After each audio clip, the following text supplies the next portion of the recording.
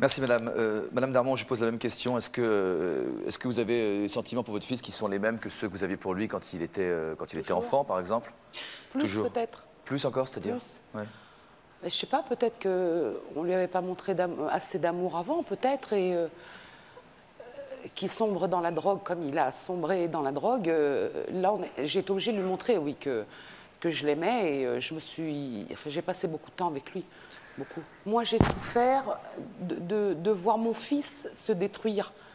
En fait, c'est ça, du petit garçon jovial qu'il était, rondelet même, à 16 ans. Il a commencé dans ces eaux-là, 16 ans, prendre de la poudre. Il s'est dégradé en peu de mois, en fait. Et bon, quand je l'ai su, moi, je ne m'en étais pas perçue, bêtement. Et quand je l'ai su, c'est vrai, là, je l'ai regardé beaucoup plus qu'avant.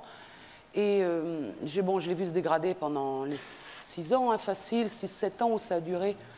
Et alors, les sentiments, je sais pas, je peux même pas les exprimer parce que, sincèrement, Jean-Luc, j'aurais préféré que mon fils aille en prison. J'aurais préféré qu'il ait fait 10 ans de prison. Oui, parce qu'il reste en bonne santé.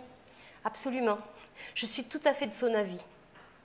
Parce que mon fils, un jour, on le retrouvera. Il sera certainement marqué par la vie. Hein.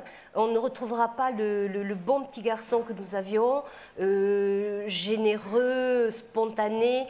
La vie carcérale n'est pas quelque chose de qui adoucit le caractère.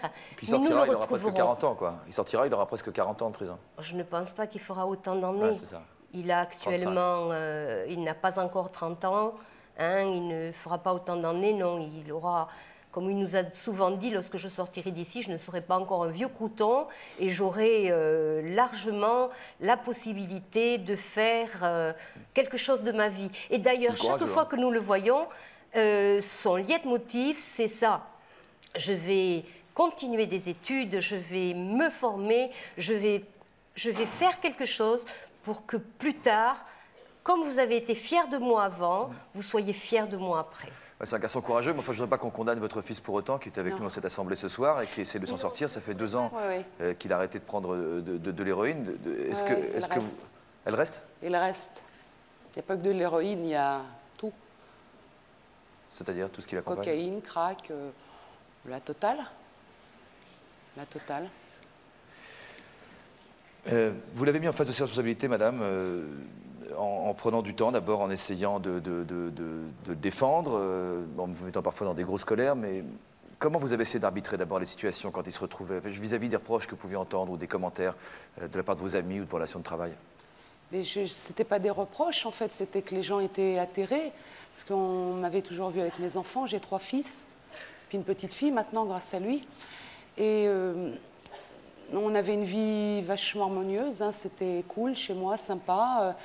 Puis après, quand tous les gens ont vu dans quel état il était, parce qu'après, on ne pouvait plus le cacher, c'était tellement évident, tellement visible que, au début, mes sentiments, moi, c'était la honte. Puis après, on s'éloigne des gens parce que faire un repas avec quelqu'un qui a le nez qui tombe dans l'assiette tout le temps, c'est pas drôle pour les gens, c'est pas drôle pour vous, c'est pas drôle pour lui. Enfin, lui, je sais pas si ça en est vraiment compte d'ailleurs, mais puis pour mes autres enfants aussi, c'était pas très supportable. Vous êtes senti obligé de vous remettre en cause, vous, c'est-à-dire de changer de comportement pour qu'il vous écoute, pour qu'il se reprenne en main, essayer peut-être même de revoir complètement le système éducatif oui, bien sûr. Que vous pensez, oui. Bien sûr. De quelle manière? Comme je dis avant, tous ensemble, parce que j'ai toujours vécu seule avec mes enfants pratiquement, pendant au moins 15 ans. Hein. Et j'avais mis un système de vie chez moi qui était cool. Bon, j'ai des côtés laxistes, c'est vrai. Bon, quand ils étaient petits, j'ai été assez sévère avec eux, mais vers 17-18 ans, il faut dire que j'ai 2 grands-fils qui ont pratiquement le même âge, enfin John et son frère, et c'était des garçons qui ne sortaient pas, qui étaient toujours là, dans mon entourage, avec moi, avec mes copains, mes copines. Ils étaient contents toujours d'être là. Moi, je leur disais, je ne comprends pas, sortez, allez en boîte, qu'est-ce que vous faites derrière nous tout le temps? Non, mais l'ambiance, c'était sympa, donc ils étaient toujours là. Et puis peut-être, moi, je me suis dit, entre mon travail, puis mes amis, tout ça, où je suis toujours très affairée, toujours à droite et à gauche, peut-être j'ai pas vu ce qui se passait chez moi. Et oui, effectivement, j'ai pas vu. Et puis il y avait déjà 2 toxicos chez moi. 2? Oui, 2 toxicos. Mon frère, mon jeune frère, qui a 38 ans aujourd'hui, et mon neveu, qui a 31 ans, drogués tous les 2 à l'héroïne, qui venaient chez moi, pas régulièrement, mais c'était mon frère, c'était mon neveu, je les aime, c'est ma famille, c'est des proches à moi. Et j'aurais jamais dû laisser mon fils les approcher, c'est clair. C'était des tellement mauvais exemples, ces 2-là, que quand ils venaient à la maison, avec mes fils, on parlait beaucoup. Je dis, t'as vu dans quel état il est, ton oncle? Ah, il est joli, hein. Ah bah oui, ça jamais, nous on fera ça, hein, jamais, hein, oui, jamais. Et puis j'en ai un qui l'a fait. Est-ce que vous avez pensé à un moment donné mettre un rempart entre lui et vous, comme Arlette qui par exemple prend du recul en ce moment, même si ce n'est pas définitif, madame, vous l'avez clairement dit, jamais vous avez eu ce sentiment de vous dire je coupe les ponts, qu'il se débrouille tout seul? Ah mais non, parce que le laisser livrer à lui-même, c'était un jour on me téléphone et mon fils il est mort d'une overdose dans un caniveau. Ah non, non, non, non, non, non, non. Moi j'ai été le chercher partout hein, où je savais qu'il pouvait traîner. Je le courais après tous les jours. Mais quand vous lui avez tendu un piège, vous aviez, je crois, une connaissance à la brigade des stupéfiants que vous avez contacté, vous avez monté avec eux ce qu'on appelle une souricière, donc un piège à souris. C'était pour lui, pour le protéger, c'était pour qu'il aille en prison, c'était pour l'avertir, lui montrer que c'était grave ce qu'il faisait, c'était pour le punir? Eh bien, alors non, rien de tout ça. Moi, mon fils, je voulais qu'il se soigne. Et plus il continuait à se défoncer, hein, c'est le mot, moins j'arrivais à lui faire entendre raison. John, il faut te soigner, il faut faire quelque chose. Donc, plus ça a été, plus j'ai dit il faut que je le fasse rentrer dans ce système de soins. Vous êtes senti obligé de passer par la police pour non, pour le coin? Non, parce que... Pourquoi vous l'avez fait alors? Alors pourquoi je l'ai fait? Parce que je l'ai emmené un mois en vacances, on est parti un mois en Floride avec son petit frère. Et là-bas, j'ai voulu lui montrer... déjà, il ne se droguait pas pendant un mois. Et j'ai voulu faire un voyage qu'on se remette à niveau, quoi, tous. Parce que même moi, je sombrais pas mal dans... je pense qu'on est dérouté, on est tellement dérouté qu'on a du mal à avoir le cerveau en face. Donc, on est parti faire un voyage pour se remettre à niveau, en fait, lui pour la drogue et moi pour voir plus clair. Et quand on était sur la route de Key West, par exemple, il m'a dit « Maman, plus jamais je me défoncerai parce qu'aujourd'hui, je vois tout ça, c'est beau, avant je ne l'aurais jamais vu. Tu sais, maman, je me rends compte, j'étais une épave, plus jamais je me défoncerai. » Et moi, j'y ai cru, forcément. Et je lui ai dit, tu sais, John, là, j'ai récupéré, j'ai pris des forces. Quand on va revenir, hein, le travail, tout ça, on va avoir la belle vie, on va recommencer comme avant. Il m'a dit, oui, t'inquiète pas. Septembre, il se fait piquer par des flics dans le métro, 1 gramme d'héros sur lui. Il me l'a caché, je ne l'ai pas su. Bon, son frère est venu me le cafeter. Et puis, j'ai vu qu'à nouveau, il recommence à avoir le même visage, la même tête de défoncé.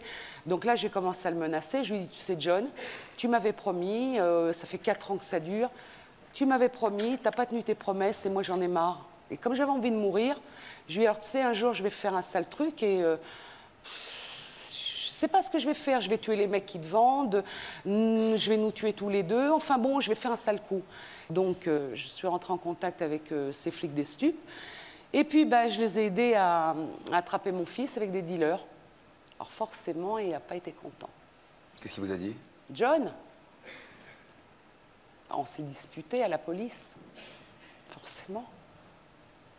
J'ai fait arrêter des dealers, donc méchamment, forcément, je venais de faire enfermer sa source de plaisir. Alors il n'était pas content, hein, c'est comme si on lui avait enlevé son paquet de bonbons. Donc il m'a dit, ouais, quand ils vont sortir avant de tuer, j'ai dit, ça tombe bien, j'ai envie de mourir. Alors comme ça, c'est parfait, ça m'arrange. Il est avec nous, John, il peut peut-être en dire un mot. Je ne sais pas, John, vous avez envie d'en parler? Vous vous souvenez de cet épisode? J'imagine que c'est inoubliable. Je précise que ça fait 2 ans que vous vous droguez plus. 1 an et demi. Hein. 1 an et demi, vous avez décidé, vous avez choisi plutôt de partir de Paris. C'est quoi? C'est pour éviter votre maman ou c'est pour éviter vos anciennes fréquentations?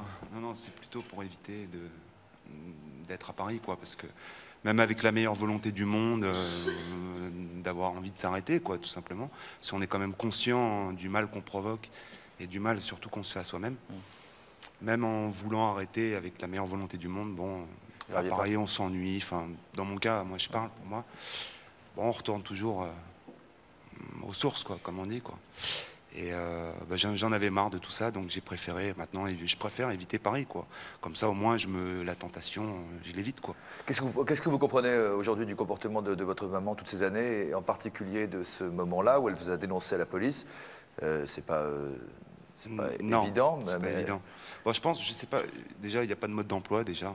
Je pense pas qu'il y ait une façon de faire spéciale pour s'en sortir. Bon, maintenant, je pense que dans son cas, voir son fils défoncer tous les jours, mentir, voler, non, j'ai jamais fait. Vous n'avez jamais volé votre maman? Jamais, non. Je me suis toujours assumé dans mes délires, si je puis dire. Maintenant, non, je sais pas, quoi. Non, je préfère aller vivre ailleurs, quoi, carrément, pour m'en sortir, quoi. Vous avez quel recul sur ces 5 années pendant lesquelles vous étiez un toxicomane et pendant lesquelles votre maman était extrêmement inquiète, et pour vous et pour elle? Vous n'avez pas assez de recul encore pour... Si, parce que je suis serein de tout ça maintenant, je vais dire, mais bon, c'est vrai que bon, j'ai un peu détruit un peu ma famille, quoi. Mon petit frère a subi ça pendant des années en me voyant, je veux dire, parce que je vivais au sein du foyer familial, quoi. Donc, je veux dire, tout le monde a un peu vu ma déchéance, quoi. Donc, c'est vrai que c'est horrible. Moi, j'ai un enfant maintenant à l'heure d'aujourd'hui. Ah bon? Ouais, une petite fille. Bon, j'aimerais pas que ça m'arrive, quoi. Qu'est-ce que cette épreuve a changé en vous? En tant que personne, en tant que femme et en tant que maman? Sur vos convictions, notamment en ce qui concerne l'éducation? Je sais pas, j'ai pas vu ce qui est arrivé chez moi, c'est ça que je me reproche, c'est là où je culpabilise, que j'ai pas vu et que j'aurais dû voir. C'est vrai, excusez-moi. Moi non plus, j'ai pas vu, en fait, parce que je suis tombé dedans, bon, à 16 ans et demi, 17 ans. Et bon, j'ai pris au début pour m'amuser, pour rigoler, pour délirer. Et puis, en fait, je suis tombé dans le système. Et je pensais toujours, du jour au lendemain, pouvoir arrêter quand je voulais. Et en fait, bon, c'est un piège qui est énorme, quoi, parce qu'après, on peut plus arrêter. Et on est vraiment plus que dépendant. Et puis après, ça devient, comme on dit, sa meilleure femme, quoi, tout simplement. Vous acceptez aujourd'hui, par exemple, l'idée que votre maman vous ait donné à la police pour votre bien? Ouais, au début, sur le moment, bon, quand je me suis fait serrer, arme au poing, allongé par terre, les dealers tombaient, bon, c'est pas que je m'inquiétais pour eux, hein, loin de là. Moi, j'étais là en plus. Des sources de drogue, non, pareil, il y en a plein. Bon, maintenant, c'était pas à ce niveau-là, c'était la façon de faire que je désapprouvais, parce que, je veux dire, je suis sorti de chez les flics 2 jours après, le 3e jour, boum, j'étais reparti comme en 40, quoi. Je veux dire, ça n'avait rien changé. Donc, c'est la façon de faire que j'ai désapprouvé, quoi, parce que c'est vrai qu'il n'y a pas de mode d'emploi, on peut tout essayer aussi, c'est vrai. Bon, elle l'a essayé, elle l'a tenté, je veux dire, ça n'a pas marché. Mais aujourd'hui, ça va, tant mieux, quoi. Mais bon, je pense peut-être j'aurais fait pareil, peut-être, avec ma fille.